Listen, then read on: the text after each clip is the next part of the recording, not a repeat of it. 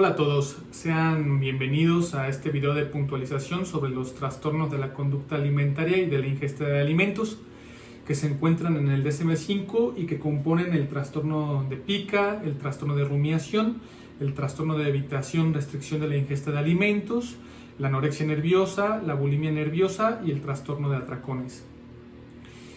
Como su nombre lo dice, el común denominador es un patrón patológico sintomático en la alimentación y en la ingesta de alimentos.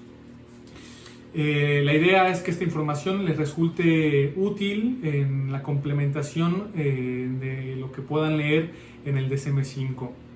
Vamos a empezar de una manera sistematizada conforme los trastornos están ordenados en el propio DSM. Si empezamos con la pica, yo les resaltaría dos cosas. La primera es que es el único trastorno de esta categoría que puede ser comórbido con otro trastorno de esta misma categoría. Es decir, tú puedes tener pica más anorexia nerviosa, pica más trastorno de atracones. Sin embargo, tú no puedes tener comorbilidad entre trastorno de evitación, restricción de la ingesta de alimentos y la anorexia nerviosa. Todos los otros trastornos son mutuamente excluyentes. La segunda es que en la pica dice que ese patrón de ingesta es de sustancias no nutritivas y no alimentarias. Es decir, ¿por qué establecer esa doble categoría? ¿No es lo mismo lo no nutritivo y lo no alimentario? Pues no. ¿Por qué? Porque hay una cuestión cultural que hay que tomar en consideración. De tal forma que hay ciertos lugares que en ciertas circunstancias se ingieren alimentos que no son nutritivos, pero que sin embargo están circunscritos en un contexto simbólico de tal manera que prescinden de ser considerados patológicos. Por otro lado, hay sustancias que pudieran ser nutritivas, por ejemplo, no sé, las cucarachas, por decirles algo, pero que en ciertos lugares, más allá de que sean nutritivas, son consideradas no alimentarias. Y entonces ambas son consideradas como pica, ¿sí? Además de esta cuestión cultural que ustedes tienen que evaluar, hay que también tomar mucha importancia a algunas situaciones que se están viviendo. Por ejemplo, el embarazo, donde se suele presentar pica en algunas mujeres.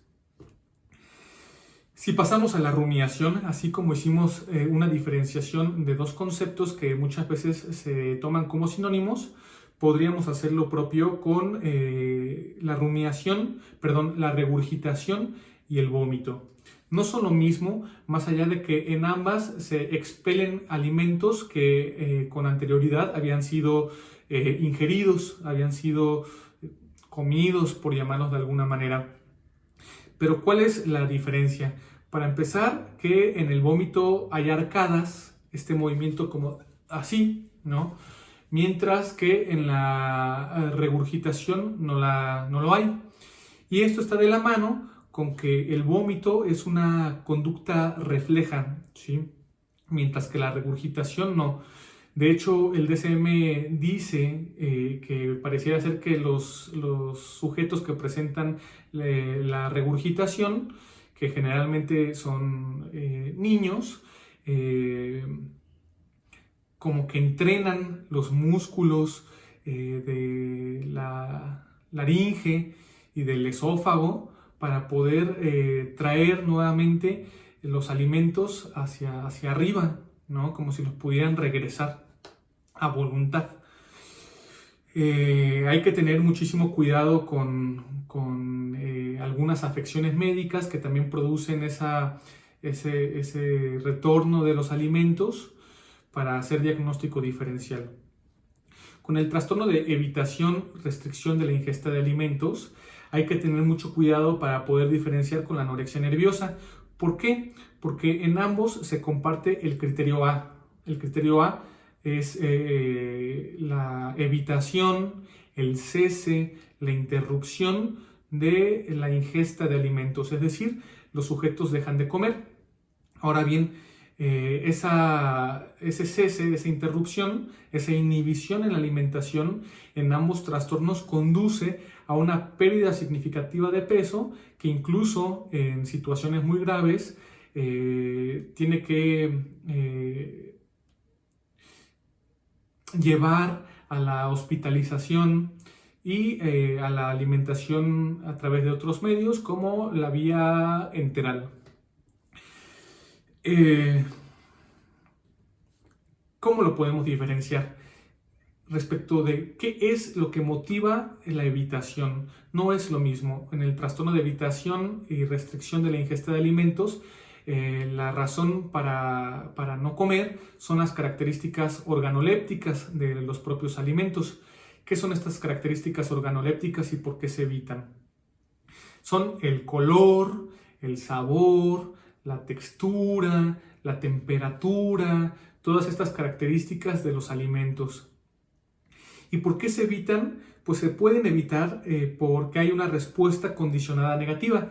Yo recuerdo un caso de una chica que había comido X alimento, un alimento lácteo, y que le dio una fiebre de Malta o algo por el estilo, ¿no? Se pone muy mala, le vienen síntomas físicos bastante fuertes, el vómito, la diarrea, la fiebre, el cuerpo cortado, etc., etc.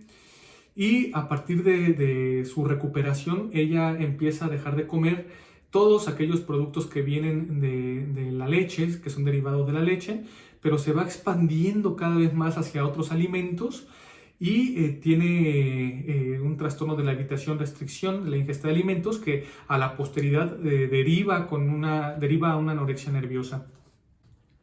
Para que ustedes puedan entender de una mejor manera qué es esta respuesta condicionada negativa, les recomiendo que recuerden el esquema del conductismo clásico, del condicionamiento clásico, donde hay un apareamiento de estímulos, ¿no? Estímulo incondicionado, más respuesta incondicionada, más estímulo neutro, para que después de una presentación recurrente, ese estímulo neutro adquiera las características del estímulo incondicionado para reproducir la respuesta, en este caso condicionada.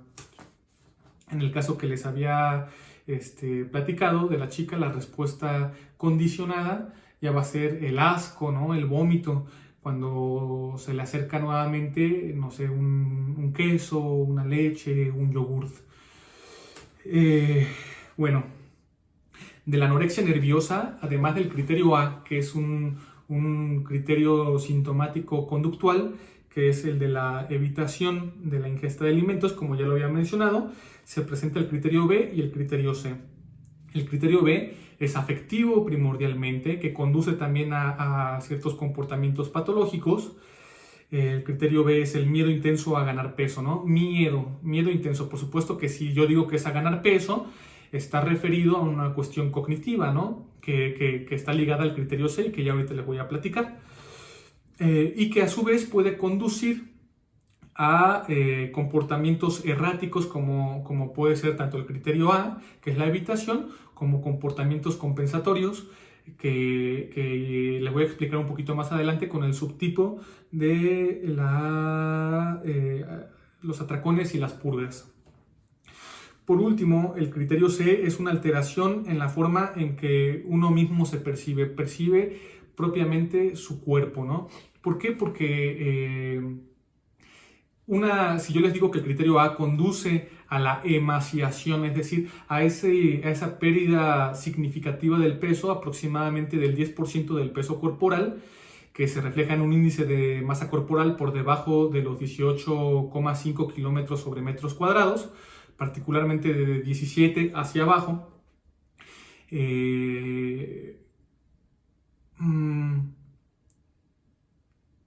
Todo esto obedece a que la persona, el hombre o la mujer, no se ve flaca, ¿no? Se sigue viendo gordo, se sigue viendo obeso.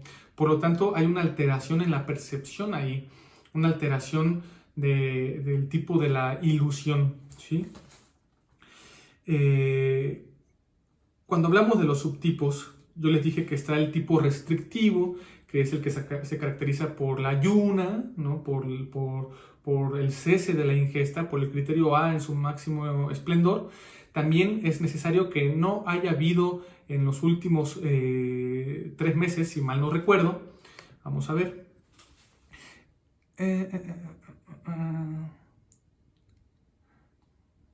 Sí, durante los últimos 3 meses, un episodio de atracón o purga, ¿sí? Que es el otro criterio. El otro subtipo, perdón. ¿Qué son los atracones? Ya lo vamos a ver más adelante con mayor detenimiento, pero adelantamos que es esa ingesta desproporcionada, exagerada, no controlada de alimentos en un periodo de tiempo circunscrito, generalmente de 2 horas.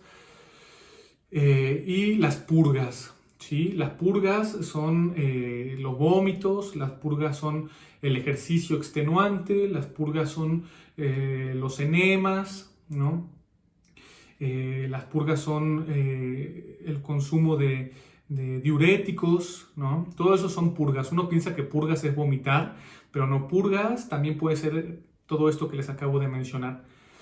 Ahora bien, aquí hay que hacer un remarcado fundamental porque el público, las personas no especializadas con la psicología piensan que la diferencia entre la anorexia y la bulimia es que en la anorexia no comen y que en la bulimia vomitan.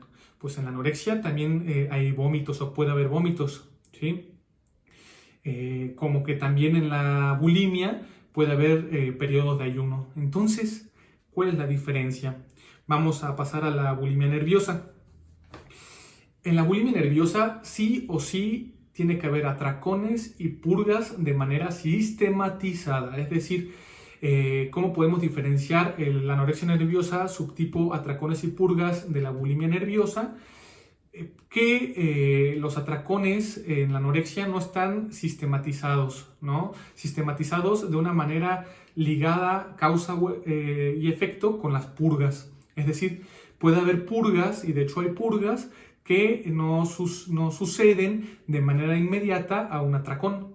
Mientras que en la bulimia nerviosa, los atracones las purgas ya son comportamientos compensatorios directamente del atracón. El sujeto experimenta una sensación de ansiedad acusada que lo conlleva a ingerir alimentos de una manera desproporcionada al atracón y que a su vez le genera culpa. Y por esta culpa tiene el comportamiento compensatorio.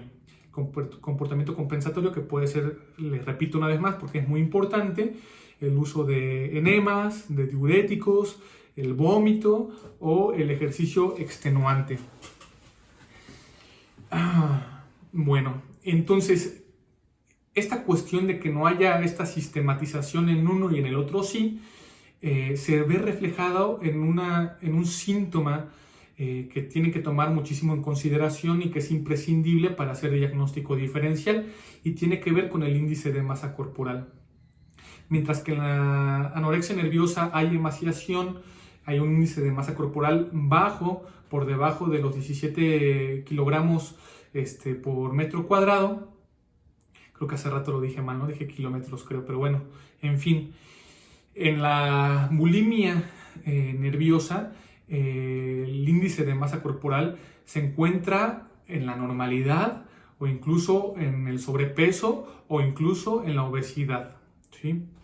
¿Por qué? Porque el hecho de que se atraquen y que haya un periodo, sea corto, sea largo, de latencia entre el atracón y la purga, implica que esa sobreingesta de calorías es aprovechada, es procesada, metabolizada de alguna manera por el cuerpo, ¿sí? Por eso es cierto que ambos trastornos son graves o pueden llegar a ser muy graves, pero el pronóstico, por muchas razones, pero una de ellas es esta cuestión del cuerpo, es peor en la anorexia que en la bulimia. Y si en la bulimia puede haber periodos de ayuno, les repito, ¿por qué no sería una anorexia nerviosa? Porque esos ayunos o esos periodos de ayuno no son sistematizados. Es cierto que en la bulimia nerviosa se puede derivar a una anorexia nerviosa, aunque no son comórbidos, ¿sí? Ahora bien, otra cosa que es importante recalcar son dos cosas. Uno, ¿qué es la remisión? La remisión en la anorexia nerviosa. La remisión parcial es cuando se presenta, o ya no se presenta, perdón, el criterio A, es decir, la restricción, la evitación, que es lo primero que se tiene que hacer en una intervención con una persona con anorexia nerviosa que vuelva a comer de alguna u otra manera, aunque siguen persistiendo los criterios B y C, es decir, la persona se siente sumamente incómoda respecto de su propio cuerpo.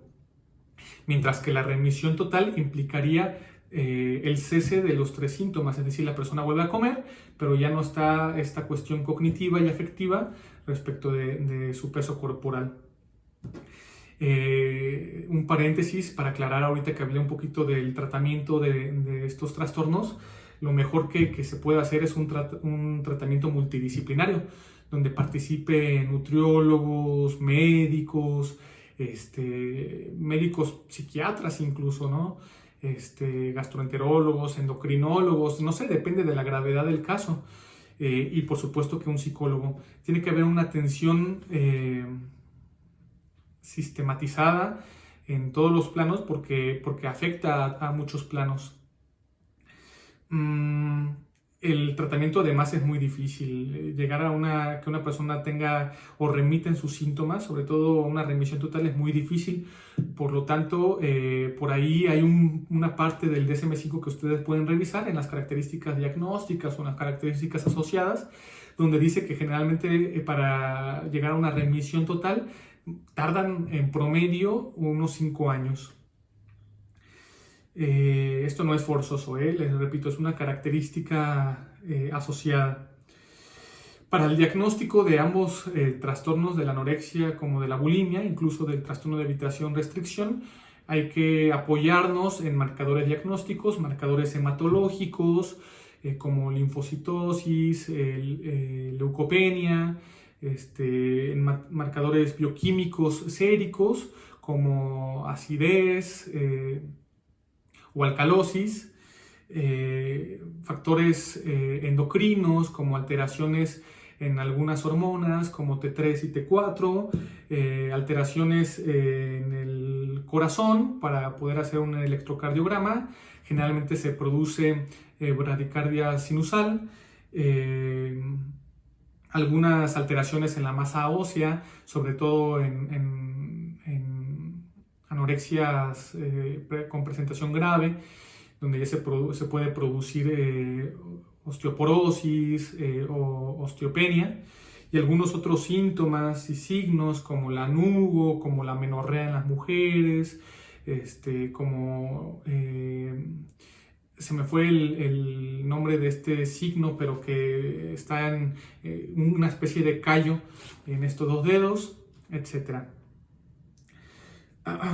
Bueno, los atracones se produce este mismo síntoma que está en la bulimia nerviosa, que es la ingesta en un periodo de tiempo muy determinado, generalmente de 2 horas, donde se ingiere una cantidad anormal, mayor a la que otra persona o un grupo de personas ingeriría en ese periodo, que no se debe a una festividad, por ejemplo, tampoco, que es algo sistematizado, por eso dice que al menos una vez a la semana, y que en los atracones puede conducir, aunque esto no es forzoso, a la obesidad como al sobrepeso, ¿no? Al revés. Ahora bien, esto me conduce a plantearles a ustedes por qué la obesidad. Ahora que estamos viendo todo esto del coronavirus, por ejemplo, y de la ingesta de Coca-Cola, de un montón de azúcares, etc., no es considerada un trastorno mental. Pues la respuesta es que en la obesidad están involucrados muchísimos factores, no nada más psicológicos, ¿no? Hay factores fisiológicos, factores hereditarios, factores metabólicos, etc., ¿sí? Entonces puede ser considerada como un síntoma de un síntoma además secundario, adyacente de los trastornos mentales de esta categoría, pero no es una entidad psicopatológica en sí misma, ¿sí? Por último, ya para finalizar, ¿qué pasa con la vigorexia, no? La vigorexia no es un trastorno mental, ni siquiera es un especificador de uno de los trastornos de esta categoría. Podríamos pensar que puede estar incluida dentro de los trastornos obsesivo-compulsivo y relacionados, como el trastorno dismórfico corporal. Hay que ver cuáles son las especificaciones de los contenidos cognitivos del sujeto, de la sujeto, como puede ser también un comportamiento compensatorio de la anorexia, ¿no? Incluso de la bulimia. Pues bueno, de mi parte sería todo. Ya ahora sí, perdón, para acabar, estoy viendo que me faltó algo importante. La diferencia entre el criterio C de la anorexia nerviosa y el criterio D de la bulimia nerviosa. Acuérdense que la anorexia es el criterio C, la alteración en la percepción que uno tiene sobre sí mismo, mientras que el criterio D de la bulimia nerviosa dice que es la autoevaluación se ve indebidamente influida por la constitución y el peso corporal. Hay un matiz en la redacción donde dice que no hay una alteración en la percepción, porque la percepción está bien. Si la persona se ve, por ejemplo, no sé, gordita o llenita, es porque en la bulimia lo está, ¿sí? Por eso en la bulimia nerviosa no hay una ilusión, mientras que en la anorexia nerviosa sí la hay. Recuerden los indicadores de gravedad, cómo varían de la anorexia del índice de masa corporal, mientras que en la bulimia es por los episodios compensatorios y en el trastorno de atracones por los atracones. Pues bueno, de mi parte sería todo. Espero que les haya sido útil esta información.